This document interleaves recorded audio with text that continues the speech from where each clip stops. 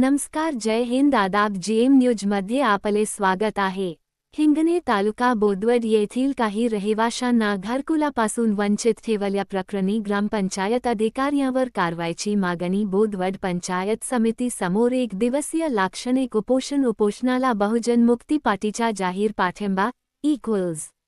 सविस्तर वृत्त असे की सन 2017च्या यादीप्रमाणे आंदोलनकर्त्यांची नावे या यादीमध्ये समाविष्ट होती, परंतु ग्रामपंचायत अधिकारी यांनी काही लोकांना म्यात आणि काही म्यात लोकांना वारस नाही अशी आशयाची सबब पुढे करून घरकुलापासून वंचित ठेवल्याचे हिंगणे येथील घरकुल लाभापासून वंचित असलेल्याचे म्हणणे आहे। त्याच अनुषंगाने आज दिनांक 19 रोजी पंचायत समिती कार्यालयासमोर लाक्षणिक उपोषणाचा इशारा दिलेला होता। आज सकाळी 11 वाजेपासून उपोषणाला सुरुवात करण्यात आलेली होती। बोदवड गटविकास अधिकारी आर.बी. सपकाठी यांनी उपोषणकर्त्यांची भेट घेऊन दोषी अधिकाऱ्यांवर कारवाई केली जाईल असे आश्वासन दिले। तसा अहवाल त्यांच्या कार्यालयातून तयार करून तात्काळ वरिष्ठ कार्यालयाकडे पाठवण्याच्या सूचना केल्या आणि उपोषण करताना शितपे देत उपोषण सोडविण्यात आले। त्याप्रसंगी ज्ञानेश्वर दिगंबर पाटील, धनराज शिवदास पाटील, भारत नामदेव पाटील, दिगंबर तुकाराम पाटील, मुकेश भास्कर पाटील, बहुजन मुक्ती पार्टी राज्य उपाध्यक्ष प्रमोद सोंधे, साहेबराव त्र्यंबक पाटील, माजी सभापती भारत त्र्यंबक पाटील, काँग्रेस पार्टीचे उपजिल्हाध्यक्ष दिलीप पाटील, माजी काँग्रेस तालुकाध्यक्ष बोदवड बाठू पाटील, कोल्हाडी सरपंच पुंजाजी पाटील, सागर पाटील, संजय वराडे, सोपान होडघरे, सेल काँग्रेसचे अध्यक्ष विनोद मायेकर, पिंटू पाटील, हटकर समाज तालुकाध्यक्ष स्वाती हटकर, भाजपा जिल्हा उपाध्यक्ष प्रभाकर पाटील, शेतकरी संघटनेचे तालुकाध्यक्ष पुरुषोत्तम पाटील आणि हिंगणे येथील ग्रामस्थ उपस्थित होते। मुख्य संपादक जुबेर मन्यार सोबत अतिक खान यांची खास रिपोर्ट। दिगंबर पाटील, ग्रामपंचायत सदस्य, हिंगणे।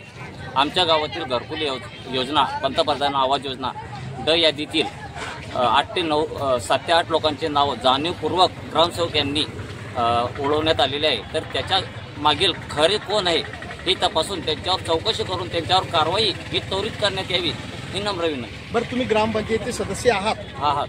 तुम्हाला ही यादी तयार करताना ग्रामसेवक साहेबांनी तुम्हाला विचारलं का? कोणतीही नोटीस किंवा कोणतेही दवंडी न देता, कोणतेही नोटीस न देता त्यांनी परस्पर हे नावं कमी करण्यात आलेले आहे आणि कोणत्याही मीटिंगमध्ये आम्हाला कळवण्यात आलेली नाही।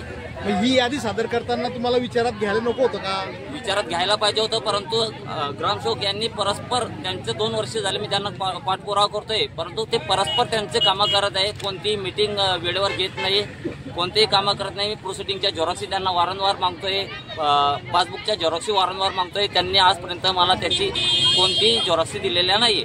ही यादी तयार करताना तुम्ही त्यांना विचारलं होतं का? ही यादी करताना मला काहीच कल्पनाच नाही, सांगितलं नाही।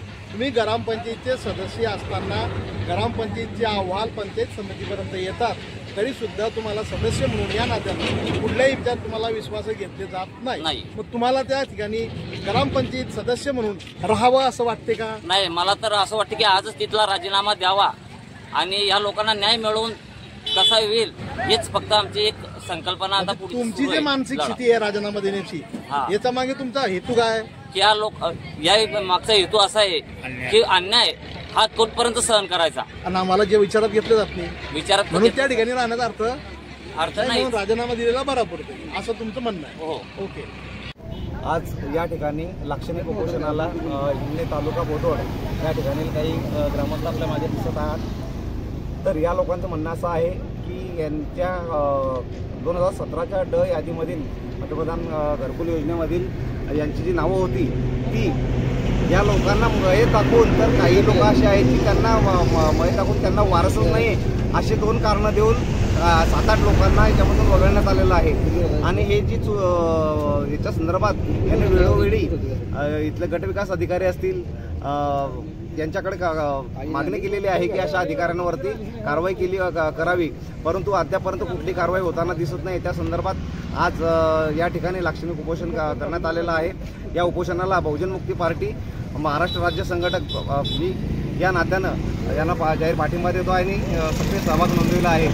या संदर्भात जर या लोकांना न्याय मिळाला नाही आणि त्या भ्रष्ट अधिकारी जो आहे ग्रामपंचायत अधिकारी, ग्रामसेवक असतील, त्यांच्यावरती जर फक्त धातूर कारवाई निलंबनाची कारवाई करून चालणार नाही, तर यांच्यावरती अशा अधिकाऱ्यांवरती बडतर्फीची कारवाई झाली पाहिजे. जर असं न झाल्यास आम्ही आजच इशारा देतो की बहुजन मुक्ती पार्टीच्या बॅनरखाली बहुजन मुक्ती पार्टीतर्फे या गावकऱ्यांसमेत आम्ही हे जे आंदोलन आहे तर जिल्हाधिकारी कार्यालयासमोर तीव्र आंदोलन छेडण्यात येईल असा आम्ही आज इशारा देतो आहे.